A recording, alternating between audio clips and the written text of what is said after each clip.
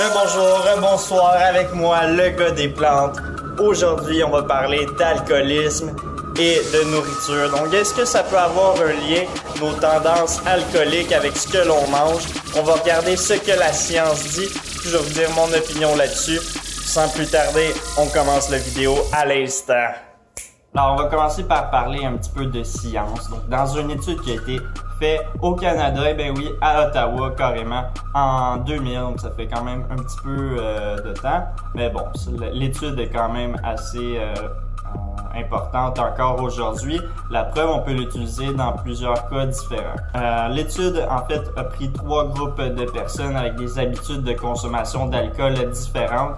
Puis, ils ont divisé ça en 3 groupes de personnes, comme je l'ai dit ici présent.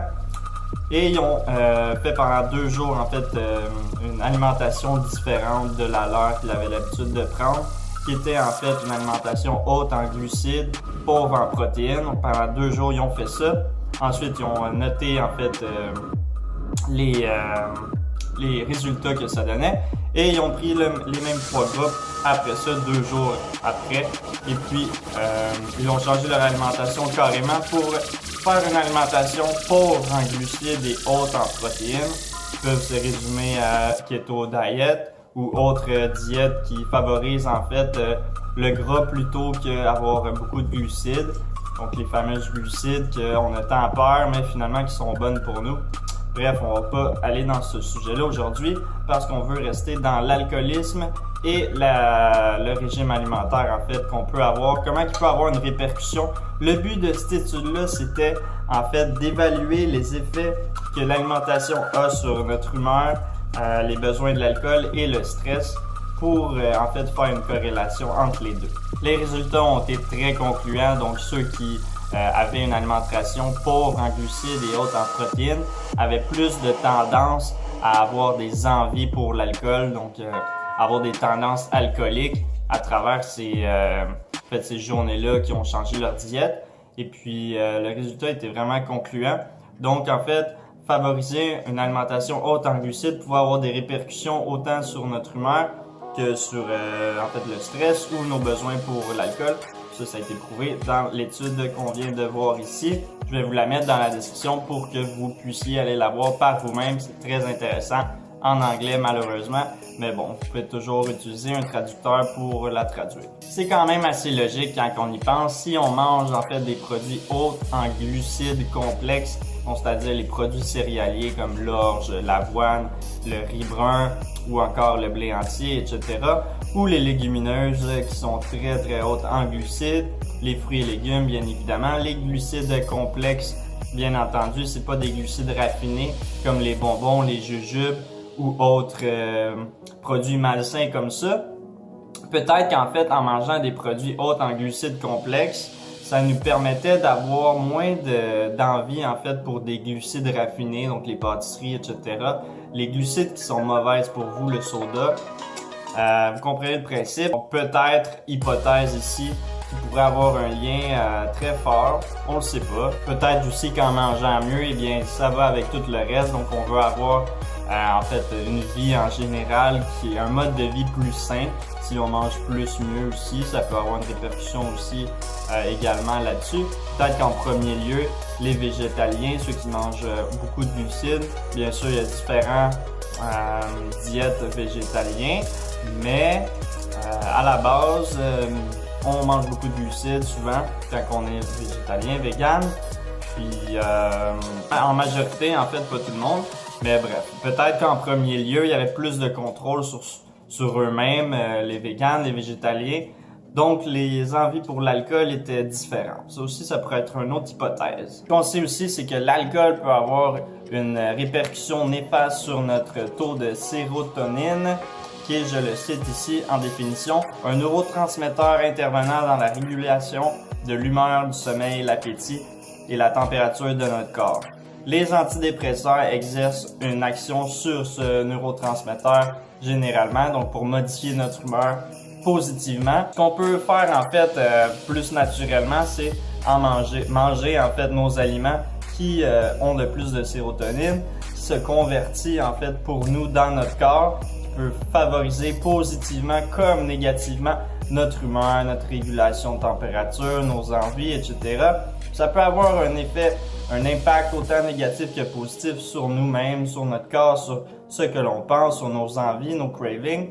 Puis ça, c'est très intéressant dans ce qu'on est en train de voir ici parce que c'est un lien très fort entre les deux. La sérotonine peut être augmentée, en fait, trouvée dans certains végétaux comme les noix, les graines, les fruits, les légumes, bref, les carbohydrates, les glucides. Ça, c'est vraiment intéressant parce que, en fait, il y a une étude qui a été faite là-dessus. Je vais vous mettre aussi dans la description en bas si vous voulez aller la voir. Une étude très fiable, encore une fois. Et puis, c'est la meilleure façon d'augmenter, en fait, votre taux de sérotonine, votre humeur, de la modifier plus que les antidépresseurs. Donc, qui était la dernière chose à promouvoir afin de pouvoir modifier cette donnée-là, en fait, si on veut. Donc, il vaut mieux manger, bref, que prendre une petite pilule pour modifier nos neurotransmetteurs ici. Suivi de près par les produits animaux, ou bref, très égal, si on veut.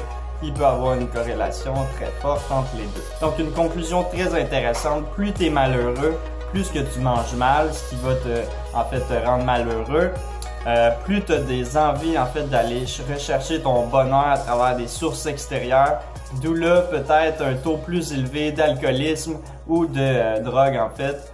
Donc je dis pas que ça peut être ça, mais c'est ma conclusion personnelle que je pense qui fait très du sens, qui est très logique. Encore là, c'est pas prouvé par la science, c'est mon avis à moi. Si tu manges mal, tu as plus de tendance à vouloir aller chercher du bonheur à travers un autre produit extérieur qui est en fait des choses souvent malsaines dont l'alcool, donc un taux plus élevé d'alcoolisme qui a été prouvé encore une fois dans l'étude que je viens de dire au tout début.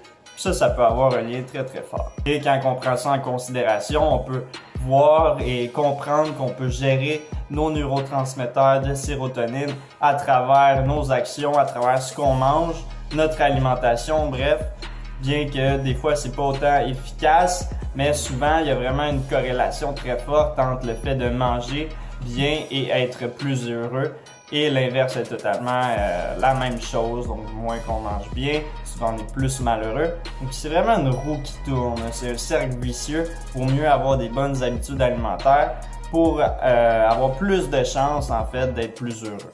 C'est mon avis à moi. Pour ma part, en tout cas, je sais pas si c'est le fait que j'ai changé mon alimentation qui a vraiment joué un rôle sur en fait mes envies face à l'alcool, ou c'est à travers mes mauvaises expériences. Donc quand j'ai été en Europe puis qu'il s'est passé en fait que j'ai perdu plusieurs journées de mon voyage, ou encore perdu des journées à pas rentrer travailler, donc un lendemain de brosse trop intense, puis en fait pour quelques heures de plaisir. Je sais pas si c'est vraiment ça qui a joué en fait dans l'équation pour mes envies pour l'alcool, que je voulais me débarrasser, ou c'est l'alimentation peut-être qui est plus élevée en glucides. Donc lorsque j'ai changé vers une diète végétalien, donc plus de glucides dans mon alimentation, des glucides complètes, peut-être que c'est ça aussi qui a joué, peut-être que c'est les deux également.